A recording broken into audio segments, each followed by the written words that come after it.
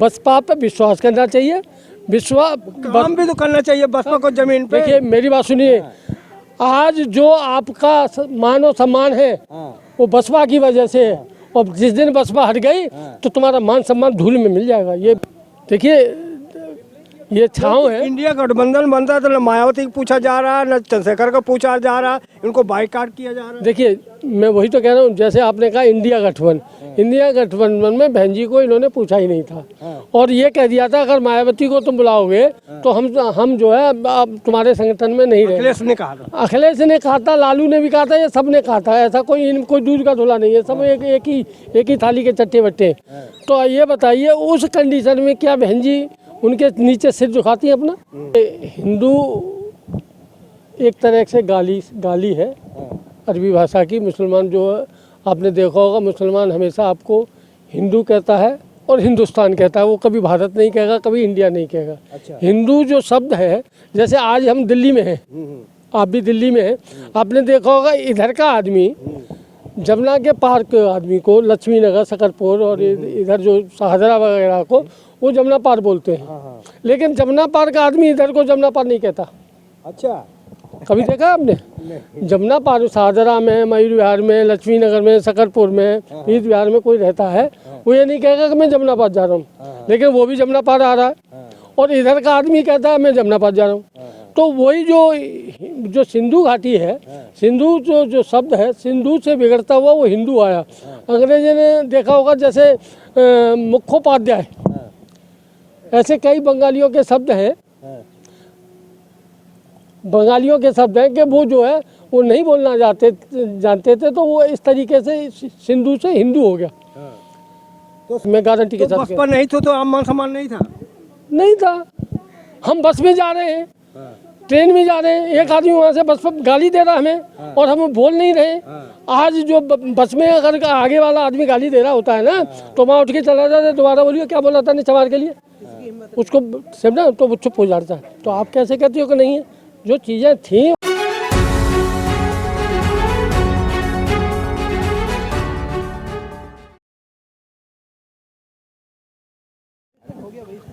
जय भीम, मैं मेवालाल और आप देख रहे हैं बहुजन समय। साथियों, आज मैं दिल्ली में ITO पाया हूँ। यहाँ पर संविधान दिवस मनाया जा रहा है। उस संविधान दिवस के मौके पर आज हमारे साथ गौतम सर हैं। इनसे समझूंगा कि आखिर जो संविधान की बात हो रही है, क्या संविधान वाकई में लागू हुआ है, और लागू नहीं हुआ तो क्यों नहीं हुआ है? संविधान में ऐसी क्या कमी है कि जो आज भ्रष्टाचार, बेरोजगारी, ये सब कहा जा रहा है कि संविधान की कमी है। इनसे समझोगे ये क्या समझते हैं? सर जय भीम। जय भीम जी। आज संविधान दिवस के मौके पे आप यहाँ मिले हैं, क्या कहेंगे संविधान दिवस पर? पहले तो मैं बहुजन समय चैनल को आपका बहुत बहुत धन्यवाद देता हूँ कि आप इस आज जो संविधान दिवस के कार्यक्रम को इंसाफ और इसके कार्यक्रम को पूरा करने आए हैं, उसके लिए बहुत बहुत धन्यवाद। देखिए, संविधान की बात करते हैं हम, संविधान की हम बात ही करते हैं, संविधान लागू नहीं हुआ है। और ये बात आपको मैं ध्यान दिला देता हूँ, 26 नवंबर 1949 को, जो उससे पहले एक दिन पहले 25 नवंबर 1949 को बाबा साहब ने जब वो तैयार करके मसौदा तैयार कर लिया था और उन्होंने देने थे, तो आखिरी भाषण उनका था। उस भाषण में उन्होंने कहा था कि ये कितना ही संविधान बढ़िया हो इस देश का, और जिन नीयत उनकी चलाने वालों की नीयत खराब है, तो ये कितना ही संविधान बढ़िया तो उनके लिए घटिया है। तो वही स्थिति आज जो 49 में थी, उससे बदतर आज स्थिति संविधान की हो रही है। संविधान लागू नहीं हो रहा, संविधान को काटा जा रहा धीरे धीरे। चाहे वो आप शिक्षा के उसमें देख लो, चाहे और आर्थिक स्थिति पे देख लो, सभी स्थिति में इस संविधान को ख़त्म किया जा रहा है। क्या संविधान अधिकार देता है कि आदमी विरोध भी कर सकता है? नहीं, संविधान में सारे अधिकार हैं, संविधान में सारे अधिकार हैं। उस समय जो आज हम बात कर रहे हैं, हम सारे पढ़े लिखे नहीं थे। उस समय तो हमारा जो तबका था, जो बाबा साहब ने ये जो रखा था कि भाई इसमें कोई वो नहीं थी, क्वालिफिकेशन नहीं थी, शिक्षा का आधार नहीं था कि इतनी शिक्षा होगी तभी वो विधायक बनेगा, एमपी बनेगा, ऐसा कुछ नहीं था। उन्हें पता था कि अगर मैं शिक्षा की बात रख देता हूँ, क्वालिफिकेशन की बात रख देता हूँ तो हमारा बंदा कोई आएगा ही नहीं, न विधायक में आएगा न एमपी में आएगा। तो ये शिक्षा का वो उसमें इसलिए नहीं रखा था। तो कहने का मतलब जो अनिल मिश्रा हैं, अगर बाबा साहब और संविधान का विरोध कर रहे हैं कि ये तो मेरा फंडामेंटल राइट है, अधिकार है, वो हम कह सकते हैं, हमारा स्वेच्छा से हम अपने अधिकार। देखिए वो जो अनिल मिश्रा है, मैं तो उसे ज़्यादा तो नहीं कहूँगा क्योंकि मैं अब शब्द नहीं कह सकता। ऐसे नालायक बहुत घूम रहे हैं और ये नालायक कुत्ते जो हैं ये नालायक क्यों कर रहे हैं सर? वो अधिकार के यूज कर रहे हैं। सुनिए, अधिकार का यूज तो कर ही रहे हैं।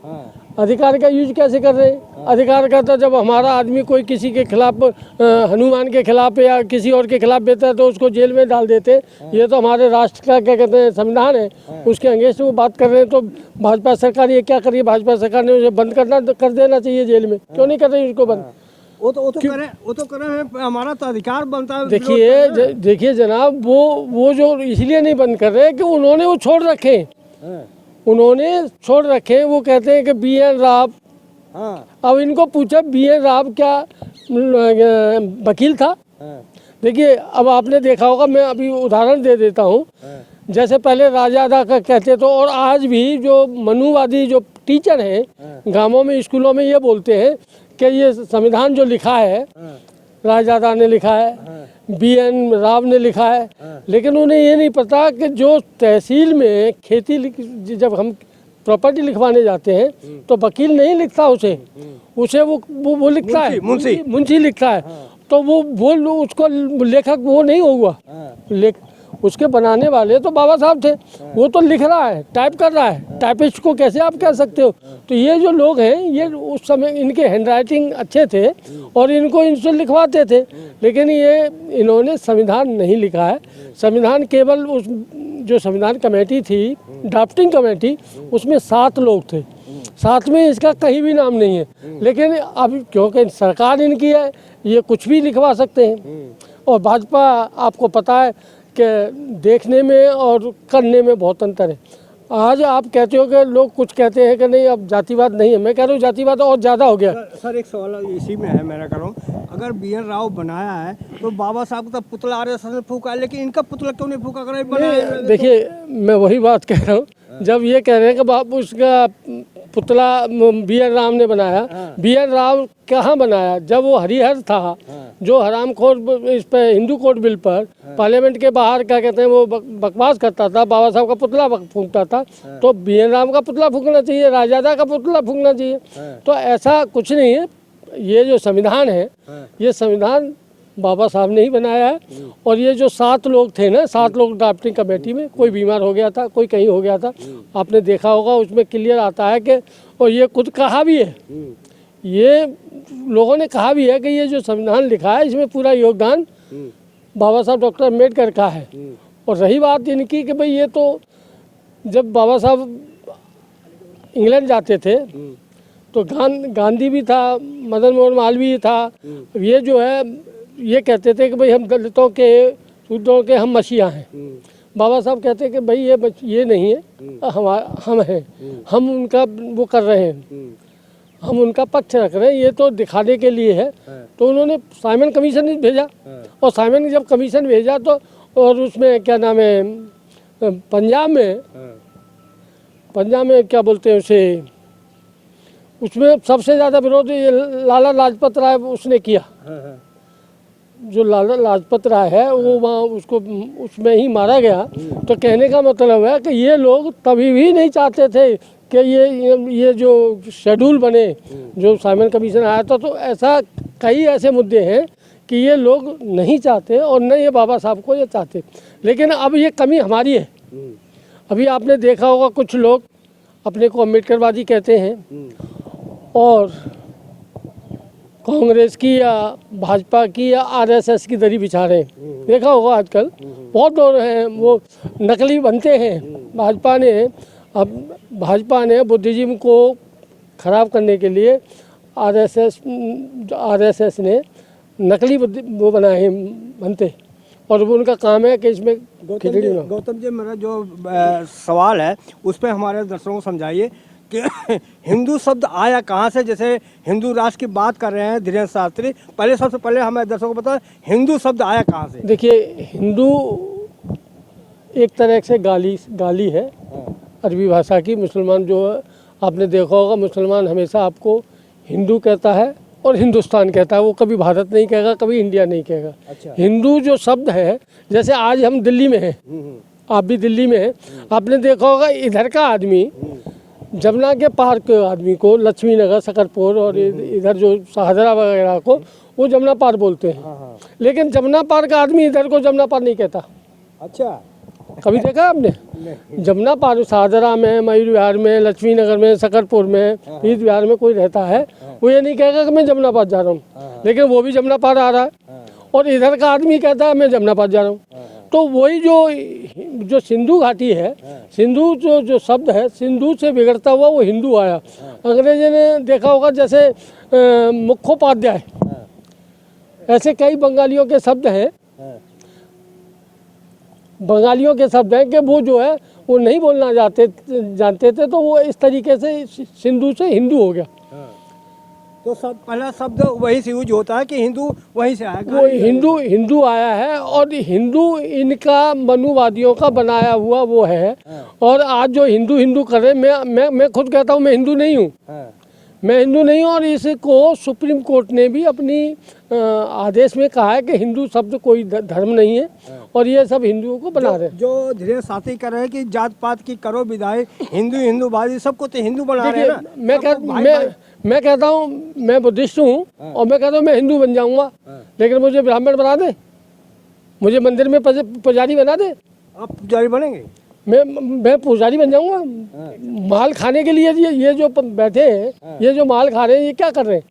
मेरा कहने का जो मतलब है, हिंदू से मतलब ये नहीं है, मेरा मतलब है कि ये जो लोग, आपका कहना है जो पुजारी बनते हैं वो जो खजाना है उसके लिए बैठे, खजाने का मालिक तो पुजारी है।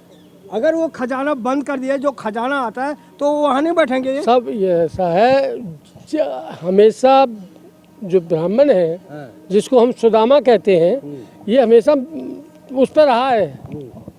तो ये क्यों पैतरा बदलते थे? पहले हिंदू कर रहे थे, अब सनातन कर रहे हैं। देखिए, पहले जब मैं अपनी बात करूं, मैं जब मेरा ज़्यादा पुराना जन्मदिन नहीं है, वो नहीं है, मैं 1959 में पैदा हुआ, वो भी टीचर के हिसाब से। हो सकता है आगे पीछे हो, लेकिन टीचर ने जो डेट लिख दी, तो मेरे सर्टिफिकेट पे है जो स्कूल लिविंग सर्टिफिकेट होता था, उसमें लिखा था वैदिक धर्म। ये वैदिक धर्म लिखा था। बाद में जब 10वीं में आए तो फिर वहाँ हो गया हिंदू धर्म। अच्छा, समझे ना? अब ये कहते हैं सनातन धर्म। भाई, सनातन धर्म इनका कोई धर्म नहीं है। सनातन जो शब्द है वो बुद्धिज्म से लिया हुआ है। और ये जितने महेश, गणेश और ये जो महामाया लक्ष्मी, ये लक्ष्मी का जो रूदी आकार, वो महामाया से है। और दूसरे नंबर ये कहूँ कि ये ज़्यादा पुराने नहीं है। जो राजा रवि वर्मा जो केरल का था, उसने ये आकृतियाँ जो बनाई हैं, चाहे वो गणेश की हो, चाहे हनुमान की हो, चाहे XYZ किसी की हो, ये उसने अपनी आकृति बनाई है। ये कोई थे नहीं, लेकिन इन्होंने जो रूप दिया है वो बुद्धिज्म के से जो मूर्तियाँ थीं, चाहे वो महामाया की हो, चाहे तथागत गौतम बुद्ध की हो, या और प्रजापति की हो, और कोई भी हो, जैसे नागवंशी हो, तो ये सब उन्हीं से लिए हुए शब्द हैं। सर एक में हमारे दर्शकों को समझाइए सर, जब से बाबा मानवर काशीराम थे तो बहुजन राजनीति यहाँ बड़े ऊपर तक फैला था, लेकिन उनके बाद बहुजन राजनीति फेल क्यों हो रहा है? देखिए, अब बात करें, सब आप राजनीति पे ही आ गए। काशीराम जी वो लोग थे, कि काशीराम जी ने सोते हुए समाज को जगाया। और कोई कहे कि क्या है, बाबा साहब ने जब काम किया और काम करके, और हम लोगों ने बेनिफिट लिया और हम सो गए, बाबा साहब को भूल गए। तो मानवर काशीराम जी ने एक भूल लिया, प्रण लिया। अभी एक वक्ता कह रहे थे कि भाई उन्होंने एक किताब पढ़ी 5 बार किताब पढ़ी, जाति और उसका अनुच्छेद। तो उसी से मैं पागल हो गया। और तू कहता कि मैंने सारी किताबें पढ़ी तो तू अभी तक पागल नहीं हुआ। तो कहने का था मानवर काशीराम जी ने समाज को जगाया और सारे महापुरुष जहाँ भी, चाहे वो उत्तराखंड में हो, चाहे वो बंगाल में हो, चाहे वो राजस्थान में हो, चाहे मध्य प्रदेश में हो, जहाँ जहाँ के जो लोग थे महापुरुष जिन्होंने हमारे समाज के लिए काम किया, उनको 300 महापुरुषों को निकाल के लाए वो। और अभी ये लोग कहते हैं कि काशीराम जी ने ये किया वो किया। काशीराम जी ने जो काम किया है, मुझे नहीं लगता कि, मुझे कहने में भी संकोच नहीं होगा कि उनका जो प्रण था कि मैं कोई शादी नहीं करूँगा, मैं कोई प्रॉपर्टी नहीं खरीदूंगा अपने नाम से, मैं कभी घर वापस नहीं जाऊंगा, समझे ना। तो वो उसमें अपना धैर्य था।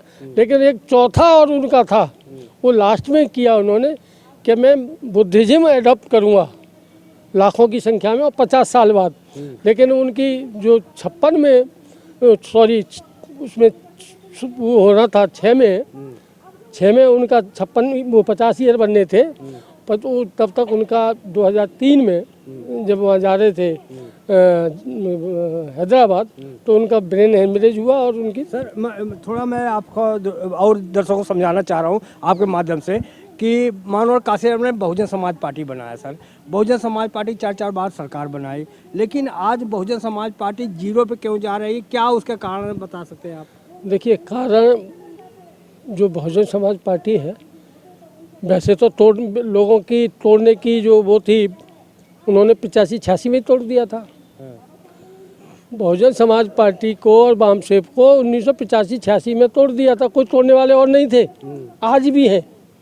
जब इन्होंने क्या किया, तेजेंद्र सिंह झिल्ली एंड अदर्स, ये जो लोग थे, इन्होंने 85-86 में साहब काशीराम जी को एक नोटिस दिया कि भाई तुमने बसपा बना ली है, अब तुम्हारा वामसेप से कोई लेन देन नहीं, कोई लेन देन नहीं, और आप बस इसको वामसेप को छोड़ दीजिए और हम इसको रिकॉग्नाइज करेंगे। क्योंकि साहब काशीराम जी वामसेप को जो आरएसएस है उसके पैटर्न पे वो इसको रिकॉग्नाइज नहीं कराना चाहते थे। आरएसएस आज भी रिकॉग्नाइज नहीं है, अरबों रुपया है उसके पास और देश चला रही है वो। आपने देखा होगा ये जो मोहन भागवत है, इसको Z+ की सिक्योरिटी मिली है। भाई क्या है, क्योंकि उनकी सत्ता है और वो कुछ भी कर सकते हैं, तो वो कुछ भी कर सकते। लेकिन इन लोगों ने माना नहीं और उसको संगठन को तोड़ दिया और फिर इन्होंने रिकॉग्नाइज किया। आज एक ही रजिस्ट्रेशन नंबर से ये सारे वामसेप पे वो चल रहे हैं, उनके संगठन चल रहे हैं। तो कहने का मतलब है साहब काशीराम जी के बाद में मानता हूँ कि ये वो आया है थोड़ा झुकाव। क्या आपको नहीं लगता मानवर काशीराम का विचारधारा से बसपा भटक गई है, इसलिए ऐसा हो रहा है? देखिए, बसपा अभी भी नहीं भटकी है, बसपा अभी भी कायम है। लेकिन जो परिस्थिति है, आज देखे होंगे कांग्रेस तब से राज कर रही है, कांग्रेस को भी डाउन कर दिया, तो बसपा की क्या हुआ है? क्योंकि ये लोग बदला ले रहे हैं, ये लोग बदला ले रहे हैं। तो जब आप कहते हैं ना कि भाई जब किसी के बुरे दिन आ रहे हो तो थोड़ा शांति से काम चलाना चाहिए, तो वो स्थिति बसपा की हो रही है। और अभी बसपा को लेकिन मानवर काशीराम के बारे में कुछ लोग कहते हैं, नाम नहीं लूँगा यहाँ पे, कहते हैं कि मानवर काशीराम को बीजेपी ने कांग्रेस को ख़त्म करने के लिए लाया था। देखिए, काशीराम जी को कांग्रेस ख़त्म करने के लिए नहीं, काशीराम जी का तो प्रणेता कि मैं भाजपा को भी ख़त्म करूँगा। लेकिन उन्होंने टारगेट तो कांग्रेस को किया, बीजेपी को नहीं। तो कांग्रेस को, देखिए कांग्रेस को जब किया बाबा मानवर काशीराम ने 1964 में DRDO से जब इस्तीफा दिया, और इस्तीफा देने के बाद उन्होंने 1973 में वंशिया बनाया, एक वंशिया एसोसिएशन बनाई उसकी, उसमें शेड्यूल कास्ट का नाम नहीं है कहीं भी, वामसेप में भी शेड्यूल कास्ट नहीं है। लेकिन वो महाराष्ट्र में लोगों के पास जाते रहे और उनसे कहते रहे भाई तुम क्या कर रहे हो, क्या कर रहे हो। तो उनको बस ये था कि उन्हें एक सीट मिल जाए और उसी में वो खुश रहते थे। कहते बाकी लोग हमारे जाते हैं, उन्हें रिजर्व सीट से वो मिल जाता है। तो उनसे कहा कि ये जो रिजर्व सीट से जाते हैं, क्या वो अपनी बात कह सकते हैं? वो अपनी बात कह नहीं सकते, वो तो कहेंगे उनकी जो पार्टी का लीडर उसके अनुसार कहेंगे। तब मानवर काशीराम नॉर्थ में आए और नॉर्थ में उन्होंने काम किया, और काम करने के बाद जो रिजल्ट है, जो बहन जी जो 4 बार मुख्यमंत्री बनी है, उसमें बहन जी का भी योगदान है, ऐसा नहीं है कि बहन जी का योगदान नहीं है, लेकिन माननीय काशीराम जी का सबसे बड़ा योगदान है समाज को इकट्ठा करने में। सर आज के ज़माने में, आज के समय में अगर चंद्रशेखर और बहन जी अगर मिल जाए तो और दूसरे तीसरे की जरूरत नहीं पड़ेगा। अब जैसे अभी आपने मुझे एक क्वेश्चन किया था कि भाई साहब काशीराम जी को कांग्रेस को ख़त्म करने के लिए बढ़ाया था आगे, और लोग तो ये भी कह रहे हैं कि भाई चंद्रशेखर जी जो है आरएसएस ने लगा रखा है, और ये एबीवीपी के पदाधिकारी भी रहे कॉलेज में पढ़ते समय, और ये आरएसएस के लिए काम कर रहे हैं। तो अब मुँह किस किस का पकड़ोगे? और बहन जी के लिए बात करते हैं, बीजेपी की बी टीम है। बहन जी के भी तो ये कह रहे हैं बीजेपी की बी टीम है। देखिए बहन जी, अब मैं बता दूं स्पष्ट, बहन जी कैसे बी टीम है कहने के तो आरोप लगाए जा रहे हैं। देखो मैं वही कह रहा हूँ कि हम लोग जो आरएसएस माइंडेड हैं, हमारे लोग आरएसएस माइंडेड हैं। अभी मैंने आपको एक बात कही थी कि कुछ जो आपको अपने को अम्बेडकरवादी कहते हैं, जो अपने को अम्बेडकरवादी कहते हैं, वो आजकल आरएसएस की दरी बिछा रहे हैं। देख रहे होंगे फेसबुक पे आते हैं, आए तीसरे दिन भाजपा के और आरएसएस के लोगों के साथ घूमते हैं, आरएसएस के भंते लोगों के साथ घूमते हैं और उनकी तारीफ करते घूम रहे हैं, सब बहन जी को भी बदनाम करते घूम रहे हैं। तो अब किस किस का आप मुंह पकड़ोगे? लेकिन ये सवाल सर मैं ख़त्म करना चाह रहा हूँ, क्या अब जो बहुजन समाज को वोटर बन गया है अब राजनीति में नहीं आ पाएगा? नहीं, ऐसा नहीं है। देखिए ये छाँव है। इंडिया गठबंधन बनता है तो न मायावती को पूछा जा रहा है, न चंद्रशेखर को पूछा जा रहा है, इनको बाइकाट किया जा रहा है। देखिए मैं वही तो कह रहा हूँ, जैसे आपने कहा इंडिया गठबंधन में बहन जी को इन्होंने पूछा ही नहीं था, और ये कह दिया था अगर मायावती को तुम बुलाओगे तो हम जो है अब तुम्हारे संगठन में नहीं रहे। अखिलेश ने कहा था, अखिलेश ने कहा था, लालू ने भी कहा था, ये सब ने कहा था। ऐसा कोई दूध का धुला नहीं है, सब एक ही थाली के चट्टे बट्टे। तो ये बताइए उस कंडीशन में क्या बहन जी उनके नीचे सिर झुकाती है अपना? जब तुम नहीं जा रहे हो, और हमने ऐसा भी नहीं कि हमने गठबंधन नहीं किया। चंद्रशेखर का भविष्य कैसे देख रहे हैं आप? चंद्रशेखर का भविष्य कैसे देख रहे हैं? मैं क्या देखूँगा, थोड़े दिन में आपको ही पता लग जाएगा, 2027 में पता लग जाएगा।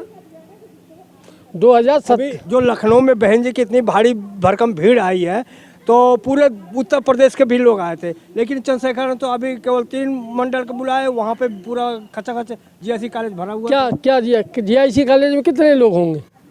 चलो मैं कितने लोग होंगे? तो कितने तो केवल 3 मंडल के लोग थे ना, ये भी तो देखो ना, जो एक राष्ट्रीय पार्टी है और एक कागज में भी क्षेत्रीय पार्टी भी उभरता पार्टी है। दोनों बात करिए। बसपा की हमेशा रैली ऐसी हुई है कि उन्होंने अपना रिकॉर्ड तोड़ा है। शायद आपको ध्यान हो, सबसे ज़्यादा भीड़ वोट क्लब पे हुई थी बसपा की, जब बनी थी। और वो बसपा की जब भीड़ हुई तो इन मनुवादी सरकारों ने वहाँ से जो मीटिंग का जो वो था प्लेस, वो बदल दिया। फिर इन्होंने लाल किले पे कर दिया। लाल किले पे भी जो लाल किले के पीछे रैली हुई थी, वो भी ऐतिहासिक रैली थी, वहाँ से भी बदल दिया इन्होंने। फिर ये जंतर मंतर पे लिया। अब जंतर मंतर पे इन्होंने छोटा सा वो बना लिया, और लोग कहते हैं ना 5 लाख लोग जंतर मंतर पे इकट्ठे हुए। भाई 5 लाख कहाँ से जंतर मंतर पे? तुम 5000 इकट्ठे, 5000 में ही लगे, जगह ही नहीं है तो कहाँ से कर लोगे तुम? स्पेस ही इतने चारों तरफ से बैरिकेड लगा दिए। तो कहने का मतलब है, जैसे आपने कहा कि कितनी भीड़ बता रहे हो वहाँ? 50 लाख। जीआईसी कॉलेज में मैंने देखा है, जब वहाँ इतने लोग आ जाएंगे? नहीं आएंगे। कहने की बात है। अब जैसे अब हमारा मीडिया है, हमारी बात करता है, उनका मीडिया उनकी बात करता है, और उनको बढ़ावा चढ़ावा देता है। अब जैसे अब क्या 2027 बहन जी कुछ करिश्मा करेंगी उत्तर प्रदेश में? 2027 में बहन जी करिश्मा नहीं करेंगी, हम लोग करिश्मा करेंगे।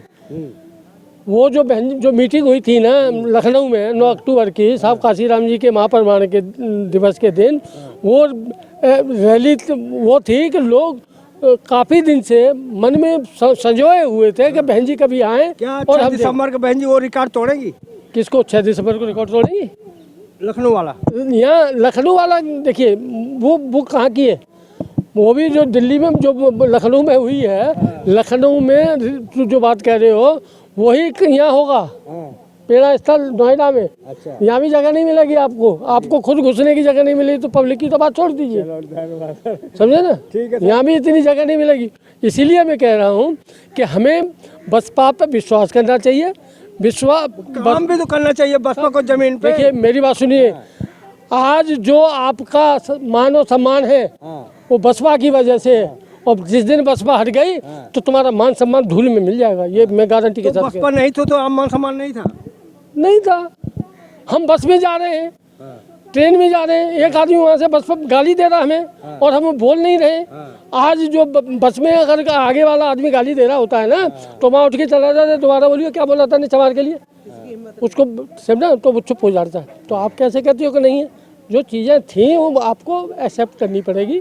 और बसपा पार्टी है, राष्ट्र लेवल की पार्टी है, और ये जो तोड़ लोगों को का बरसाती बैठक है, ये लोग थोड़े दिन में इनका पत्ता साफ हो जाएगा, ज़्यादा दिन के नहीं है। चलो धन्यवाद सर, थैंक यू। तो ये गौतम सर थे। कैसी रही बातचीत, प्रतिक्रिया में जरूर बताएं, और कहाँ से देख रहे हैं वो भी कमेंट